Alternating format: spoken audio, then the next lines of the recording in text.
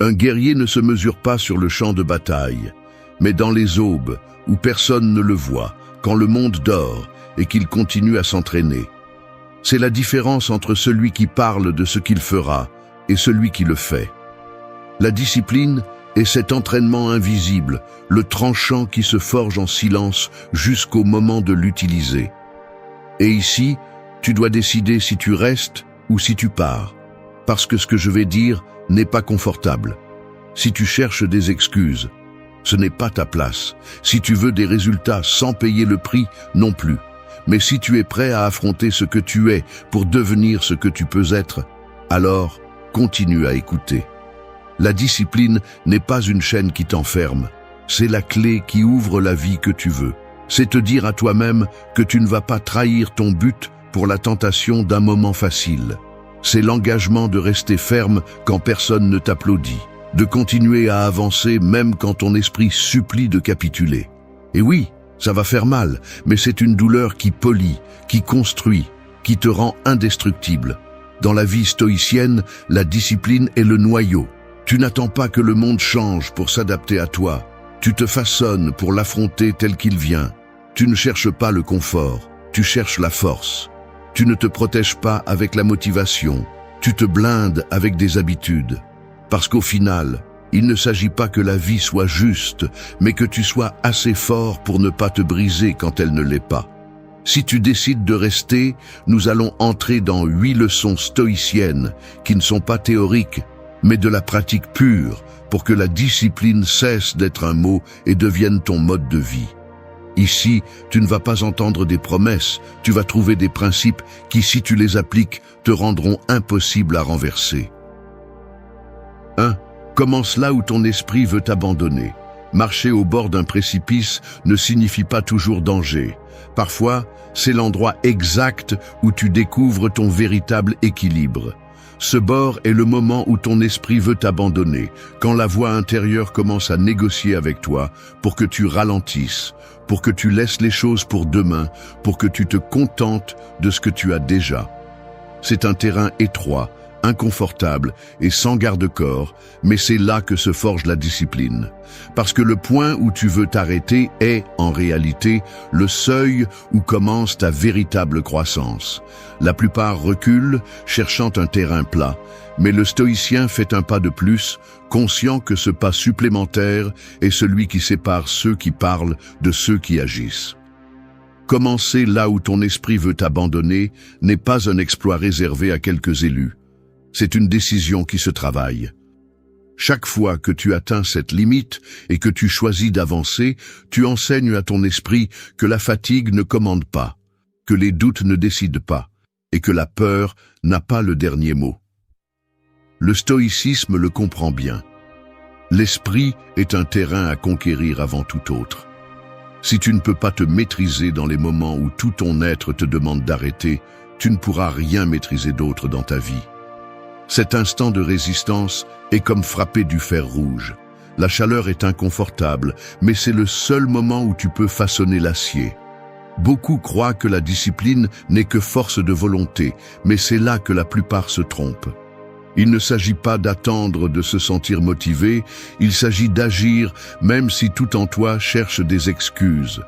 Le soldat qui s'entraîne sous la pluie, l'artisan qui polit encore et encore son œuvre jusqu'à ce qu'elle soit parfaite, l'athlète qui s'entraîne quand il n'y a pas de compétition à proximité, et tous comprennent que ce qui se fait les jours où tu ne veux rien faire est ce qui fait vraiment la différence. Ce n'est pas de l'héroïsme, c'est de la constance à l'état pur. Ce point est inconfortable parce qu'il n'y a pas de gratification immédiate. Personne ne t'applaudit pour ces derniers efforts que personne ne voit. Il n'y a pas de médaille pour rester 10 minutes de plus à perfectionner quelque chose ou pour faire ce pas supplémentaire quand tes forces semblent t'épuiser. Cependant, chacun de ces moments s'accumule en silence et un jour, sans t'en rendre compte, tu te rends compte que tu as changé. Ton seuil de résistance est plus élevé. Ta capacité de concentration s'est affinée et ta volonté est devenue un muscle qui ne se casse plus facilement. Quand l'esprit veut t'abandonner et que tu décides de continuer, tu brises un schéma. La prochaine fois que tu atteindras cette limite, ce ne sera plus un mur, ce sera un rappel que tu l'as déjà surmonté. C'est le véritable début de la maîtrise de soi. Comprendre que le moment où tu sens que tu ne peux plus est exactement le moment où tu dois continuer. Et même si cela semble dur, c'est le prix à payer pour vivre une vie avec un but. Si tu veux que la discipline soit ton allié, tu dois apprendre à aimer ce bord du précipice, non pas comme un lieu de risque, mais comme le point où commence la transformation. Parce que chaque pas que tu fais là, contre tout instinct, est un pas qui te rapproche de la vie que tu dis vouloir. 2. Conquiers tes pensées avant le monde. Un empire ne s'effondre pas du jour au lendemain. Il commence à tomber de l'intérieur, brique par brique, jusqu'à ce qu'un jour, il s'effondre. C'est ainsi que fonctionne aussi l'esprit. Tu ne perds pas parce que le monde est plus fort. Tu perds parce que tu as laissé tes pensées devenir des ennemis à l'intérieur de tes propres murs. Le stoïcien le sait bien. Avant de vouloir dominer quoi que ce soit là-bas, tu dois conquérir ce qui se passe en toi. Si tu n'es pas capable de diriger ton esprit, tout le reste devient une lutte perdue. Conquérir tes pensées ne signifie pas réprimer ce que tu ressens ou faire semblant que rien ne se passe. Cela signifie t'entraîner à reconnaître quand cette voix intérieure commence à fabriquer des excuses, à exagérer les peurs ou à inventer des problèmes qui n'existent pas encore. Chaque pensée que tu laisses s'enfiltrer est comme ouvrir la porte à l'ennemi. Et la discipline ici est d'agir comme un gardien, laisser entrer ce qui renforce et expulser ce qui affaiblit. Ce n'est pas un travail d'un seul jour, c'est une vigilance constante, car l'esprit ne se repose pas, et, si tu ne le contrôles pas, c'est lui qui te contrôlera. Dans la vie quotidienne, cela se traduit par de petites décisions qui semblent insignifiantes. Choisir de ne pas t'impliquer dans des discussions qui ne mènent à rien, ne pas nourrir des pensées de défaite avant d'essayer, ne pas répéter mentalement des histoires qui te font te sentir moins. Chaque fois que tu arrêtes ce cycle, tu récupères du territoire mental. Et comme toute conquête, cela nécessite une stratégie, observer, identifier et agir. Ce n'est pas réagir au premier impulse, c'est attendre le moment juste pour répondre avec clarté.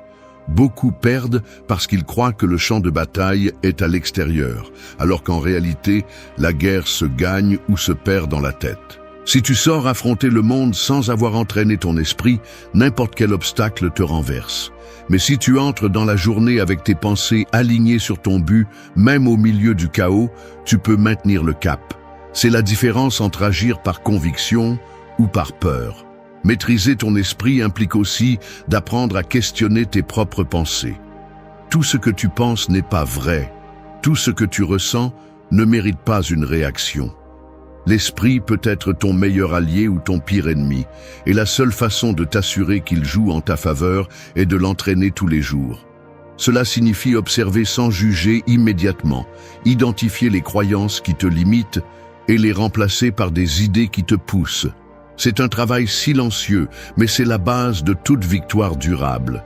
Imagine que chaque pensée est comme une graine. Si tu sèmes des idées de peur, d'insécurité ou de défaite, peu importe combien tu t'efforces à l'extérieur, tu seras toujours en train de travailler contre toi-même. En revanche, si tu cultives des pensées claires, concentrées et alignées sur tes valeurs, même les jours les plus difficiles deviennent un terrain fertile pour grandir. Le stoïcisme, c'est justement ça. Prendre soin du jardin intérieur avant de prétendre conquérir le monde. Conquérir tes pensées est un engagement silencieux que seul toi peux remplir. Il n'y a pas de témoin, pas de médaille, mais les résultats se voient dans ta réaction lorsque tout se complique.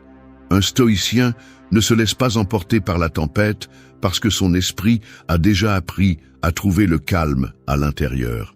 Et ce calme n'est pas de la passivité, c'est du pouvoir pur, prêt à être utilisé quand on en a le plus besoin. Parce qu'au final, celui qui maîtrise son esprit maîtrise son monde, et c'est la conquête la plus difficile, mais aussi la plus puissante que tu réussiras jamais. 3. Embrasse l'inconfort qui forge ta force. Le diamant ne naît pas brillant, il naît caché dans la roche, sous pression, dans un endroit sombre et hostile. Et c'est précisément cette pression qui le transforme en quelque chose d'indestructible. La vie fonctionne de la même manière. L'inconfort n'est pas une punition, c'est l'atelier où se forge la force qui te soutient par la suite. Le problème est que la plupart des gens fuient cet inconfort, cherchant toujours le chemin le plus facile, sans se rendre compte qu'en évitant le poids, ils évitent aussi le muscle qu'ils pourraient construire. Le stoïcien comprend que l'inconfort n'est pas l'ennemi. C'est l'enseignant le plus honnête qui existe. Embrasser l'inconfort signifie choisir consciemment de t'exposer à des situations qui te demandent plus que ce que tu aimerais. C'est te lever plus tôt que ce que ton corps désire. C'est t'entraîner quand la fatigue pèse. C'est affronter des conversations difficiles au lieu de les éviter. Chaque acte volontaire d'inconfort est comme ajouter des plaques d'acier à ton caractère. Il ne s'agit pas de souffrir pour souffrir.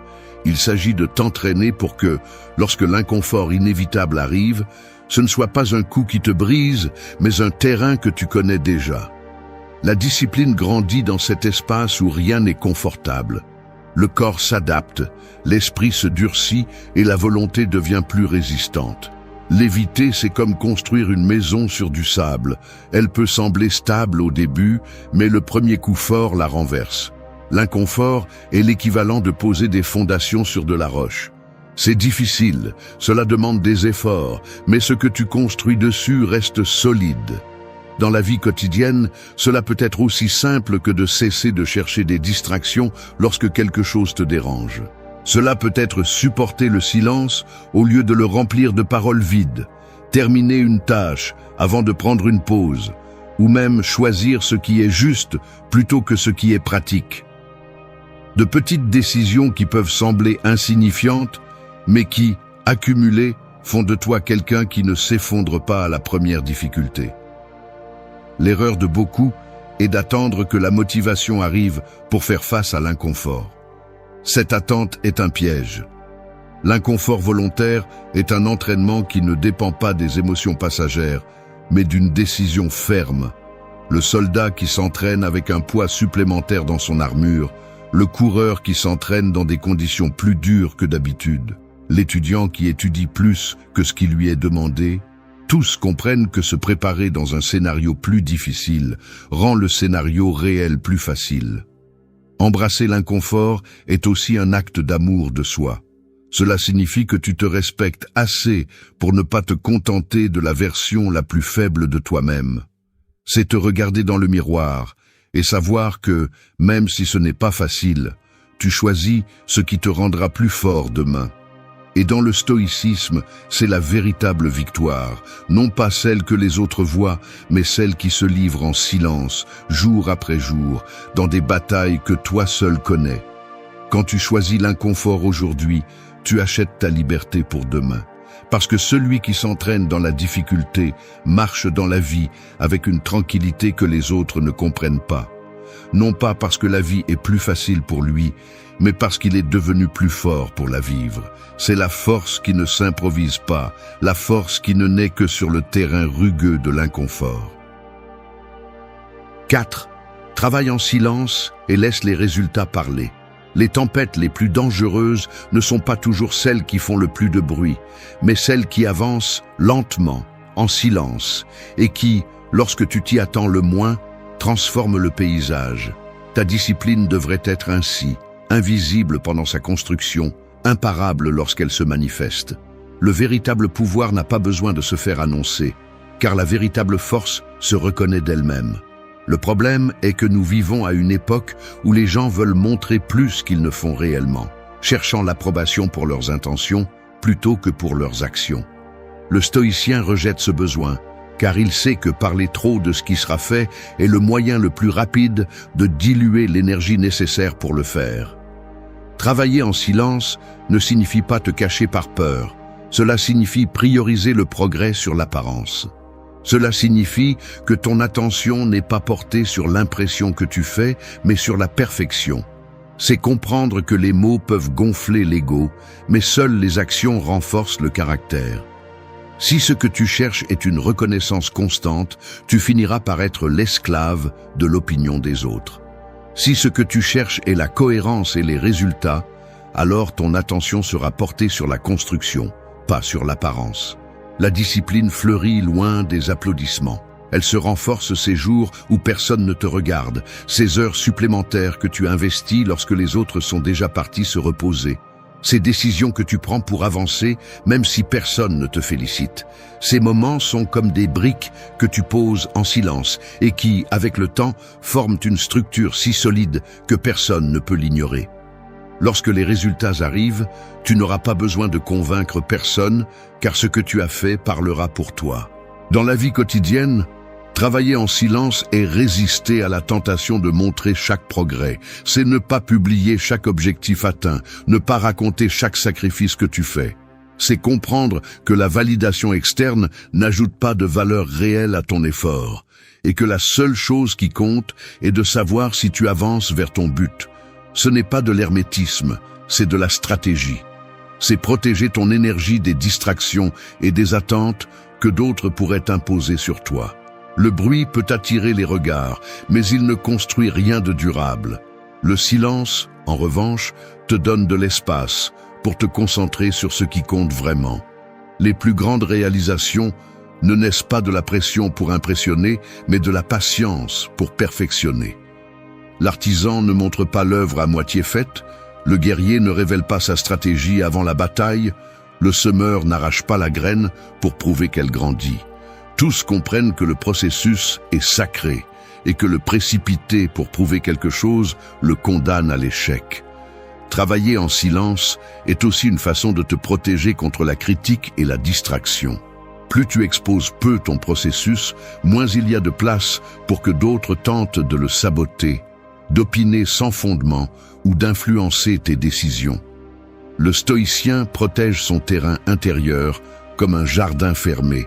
Il ne permet pas à n'importe qui d'entrer et de piétiner ce qu'il cultive. Et quand il ouvre finalement les portes, c'est parce que le fruit est prêt à être récolté. Le jour où tu comprendras que tu n'as pas besoin de crier pour être entendu, tu auras remporté une des batailles les plus importantes de la discipline. Non pas parce que le silence est une fin en soi, mais parce qu'il te permet de concentrer toute ta force sur ce qui compte vraiment. Faire le travail. Parce qu'à la fin, les mots peuvent être oubliés, mais les résultats restent, et ceux-ci, lorsqu'ils sont solides, parlent toujours plus fort que n'importe quel discours. 5. Transforme la douleur en ton maître. Le feu qui détruit une maison est le même qui, contrôlé, forge l'acier le plus résistant. La douleur fonctionne de la même manière.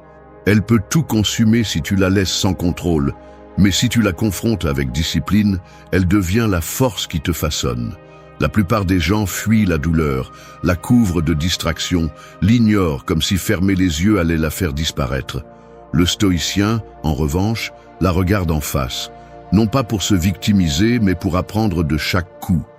Parce que la douleur n'est pas seulement un test, c'est une leçon qui arrive enveloppée d'inconfort et exige que tu la déballes avec patience et courage. Transformer la douleur en ton maître ne signifie pas la chercher, mais comprendre que, lorsqu'elle apparaît, elle apporte des informations précieuses sur toi et sur le monde. Chaque déception révèle en qui tu as fait confiance sans mesure. Chaque perte te rappelle ce que tu prenais pour acquis. Chaque échec t'enseigne où tu dois renforcer ta stratégie. La douleur est un miroir qui ne ment pas, même si parfois il montre des vérités que tu ne veux pas voir. Et comme tout bon professeur exigeant, il n'adoucit pas son enseignement parce qu'il sait que la leçon n'est pas oubliée quand elle fait mal. Dans la vie quotidienne, cela signifie ne pas fuir les situations difficiles, mais te demander ce qu'elles essaient de t'enseigner. Si tu as perdu une opportunité, c'est peut-être le moment de renforcer tes compétences. Si quelqu'un t'a trahi, c'est peut-être un rappel pour établir des limites plus claires. Si un plan a échoué, c'est le signe que tu dois ajuster ton approche. La douleur te donne des indices précis, mais seulement si tu es prêt à les écouter sans ego ni déni. Le stoïcisme enseigne que tu ne contrôles pas ce qui se passe, mais tu contrôles comment tu réagis. Et la douleur, lorsque tu l'acceptes comme faisant partie du chemin, cesse d'être un ennemi et devient un allié silencieux. Tu apprends à ne pas dramatiser ni minimiser la douleur. mais à l'utiliser comme un outil pour grandir. Tout comme un forgeron utilise la chaleur intense pour façonner le métal, tu peux utiliser l'intensité de la douleur pour renforcer ton caractère.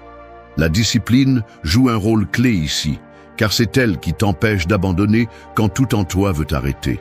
C'est elle qui te rappelle que, aussi inconfortable que cela puisse être, si tu restes et apprends de ce qui fait mal, tu ressortiras plus fort que lorsque tu es entré. Beaucoup de gens répètent les mêmes erreurs parce qu'ils fuient la douleur avant de comprendre sa leçon. Mais celui qui supporte le processus non seulement apprend, mais transforme cette douleur en une base solide pour sa vie. Ce n'est pas du romantisme. Il n'y a rien de beau dans la souffrance, et personne en bonne santé mentale ne devrait chercher la douleur pour le plaisir.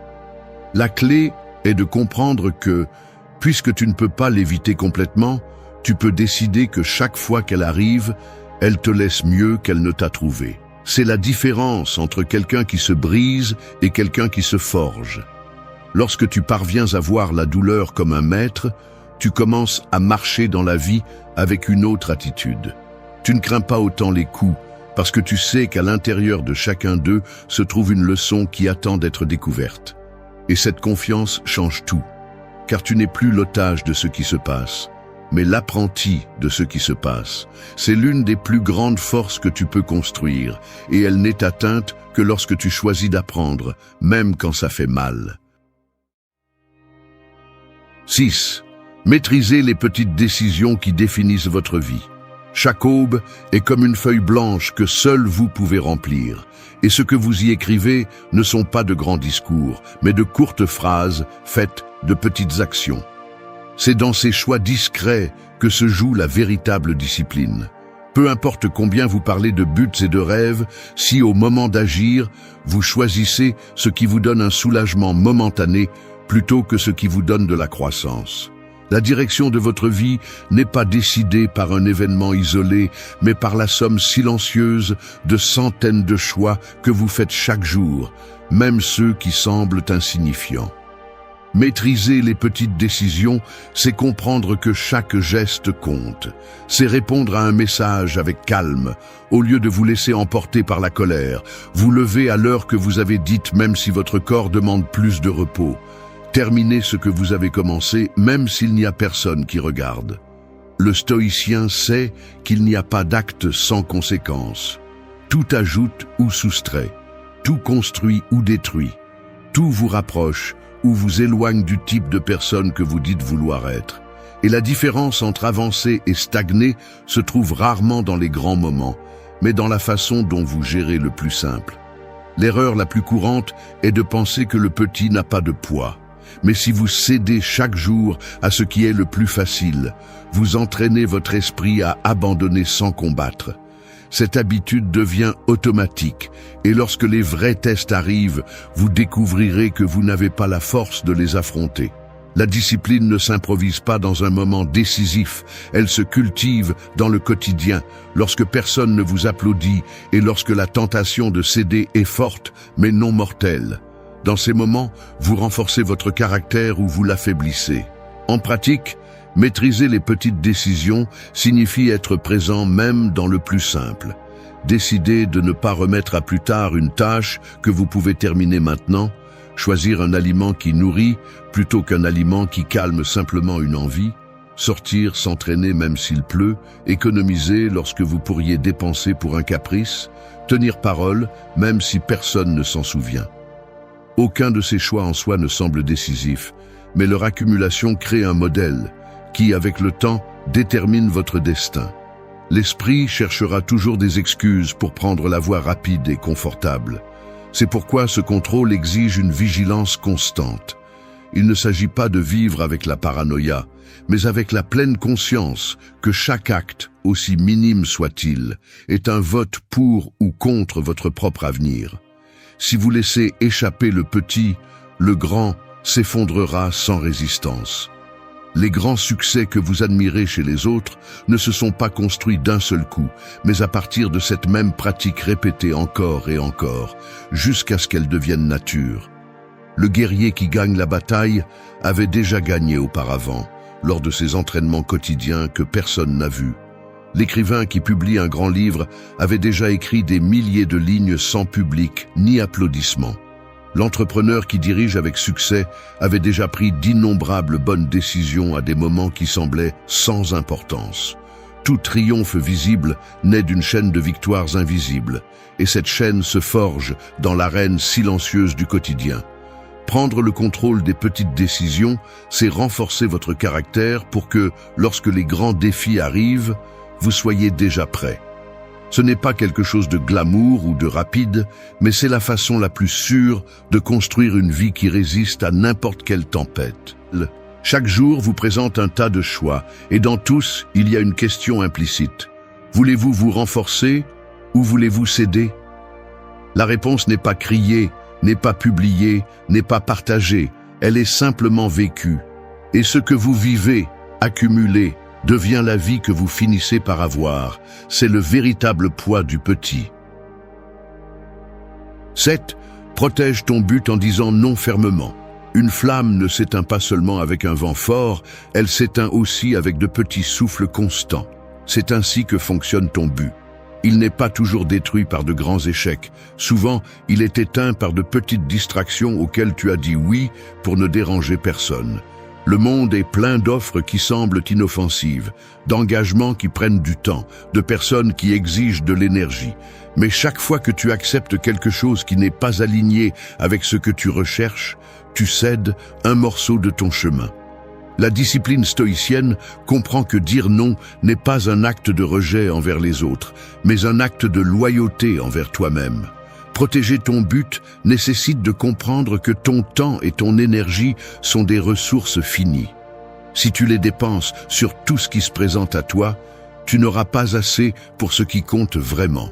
C'est ici que la fermeté devient une vertu. Dire non ne sera pas toujours bien reçu, mais chaque fois que tu le fais à partir de la conviction et non de l'excuse, tu marques les limites qui préservent ta direction. Un but ne se protège pas seulement avec de l'effort, mais aussi avec des barrières claires qui empêchent l'étranger d'envahir l'essentiel. Beaucoup pensent que la discipline consiste seulement à se lever tôt ou à atteindre des objectifs. Mais c'est aussi avoir le courage de rejeter ce qui n'apporte rien, même quand socialement il semble correct de l'accepter. Cela implique de déranger, de décevoir et même de perdre certaines relations. Mais c'est le prix à payer pour rester fidèle à un chemin que toi seul comprends pleinement. Le stoïcien ne vit pas pour plaire, il vit pour accomplir ce qu'il considère comme précieux, et cela signifie de prioriser sans culpabilité. Dans la vie quotidienne, protéger ton but peut se traduire par annuler une réunion qui n'apporte rien à tes objectifs, arrêter d'investir du temps dans des conversations qui ne mènent nulle part, ou éviter des projets qui t'éloignent de ce que tu as décidé de construire. Ce n'est pas de l'égoïsme, c'est de la clarté. Un agriculteur ne plante pas des graines au hasard juste pour remplir la terre, il plante ce qu'il veut récolter. De la même manière, chaque oui et chaque non que tu prononces est une semence qui déterminera ton futur. Le plus grand obstacle à dire non fermement est la peur. Peur de paraître arrogant, peur de perdre des opportunités, peur de blesser les autres. Mais vivre piégé dans le oui automatique, c'est se perdre dans des chemins qui n'ont jamais été les tiens. La discipline ici consiste à reconnaître que chaque fois que tu dis non à ce qui ne t'apporte rien, tu dis oui avec plus de force à ce qui compte vraiment. Cet équilibre est ce qui sépare ceux qui se dispersent de ceux qui avancent. Dire non renforce aussi ton caractère car il t'oblige à justifier tes décisions devant toi-même. Tu ne peux pas dire non avec conviction si tu ne sais pas pourquoi tu le fais, et cet exercice constant d'évaluer ce qui entre et ce qui reste en dehors de ta vie te maintient aligné avec ton but. C'est ici que l'on voit la différence entre celui qui vit en réagissant et celui qui vit en choisissant. Quand tu apprends à protéger ton but de cette manière, tu commences à remarquer quelque chose de curieux. Le monde cesse de te saturer avec des demandes inutiles, parce que les gens commencent à comprendre que ton temps n'est pas à vendre. Et ce respect, bien qu'il tarde à venir, est le résultat direct de la cohérence que tu démontres. Au final, la discipline n'est pas seulement travailler dur, c'est travailler avec direction. Et pour maintenir cette direction, parfois l'acte le plus puissant n'est pas d'avancer, mais d'arrêter tout ce qui essaie de te détourner, en regardant dans les yeux et en disant, avec fermeté et sans culpabilité, non. 8. Sois ton propre leader avant de guider les autres. Frapper le sol d'un pas ferme n'est pas seulement une façon de marcher, c'est une déclaration silencieuse que tu sais où tu vas et que rien ne te fera dévier. Cette assurance n'est ni héritée ni improvisée. Elle se gagne chaque jour en prenant les rênes de ta propre vie. Avant de vouloir diriger les autres, tu dois prouver que tu es capable de maintenir ton propre cap sans dépendre de quelqu'un d'autre pour te dire quoi faire. Le stoïcien comprend que diriger n'est pas donner des ordres, c'est incarner des principes si solides que ta seule présence inspire le respect. Devenir ton propre leader signifie apprendre à soutenir tes décisions quand elles sont impopulaires, à tenir la parole que tu t'es donnée même si personne ne le sait, à ne pas céder à la paresse ou à l'impulsivité qui cherchent à dérailler ton chemin. Il ne s'agit pas d'un contrôle rigide et étouffant, mais d'une clarté interne qui guide chaque pas. Si tu n'es pas capable de rester ferme quand tout te pousse à abandonner, tu ne pourras pas non plus soutenir les autres quand ils dépendent de toi.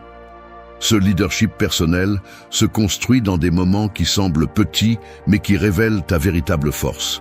Choisir de continuer à t'entraîner quand la fatigue te vainc. Fermer la bouche quand il serait facile de parler de trop. Tenir une promesse inconfortable parce que ta parole vaut plus que ton confort.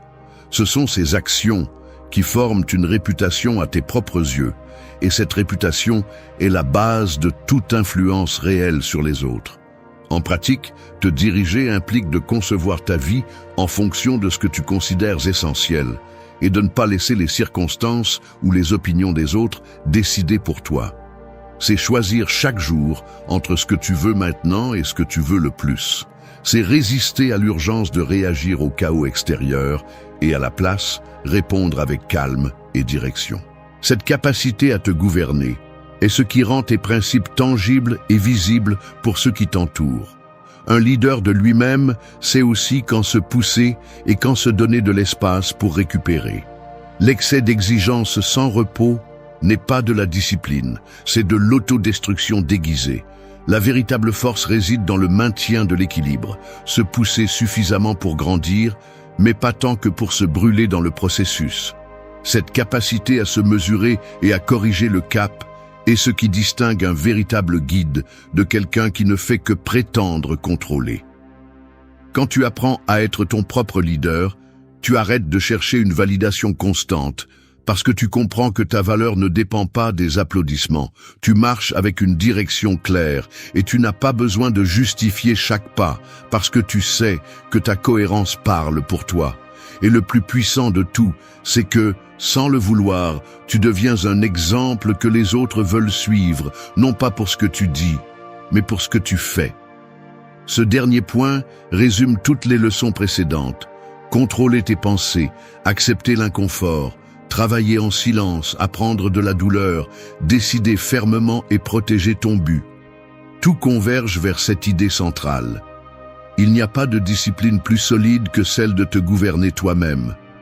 Si tu peux le faire avec intégrité et constance, tout leadership externe ne sera qu'une extension naturelle de ton leadership interne. La conclusion est simple et directe. Si tu veux que les autres te suivent, deviens la personne que tu suivrais sans hésiter. Quand tu y arriveras, tu n'auras pas besoin de convaincre quelqu'un avec des mots, parce que ta vie sera la preuve vivante que le véritable leadership commence chez soi, avec toi.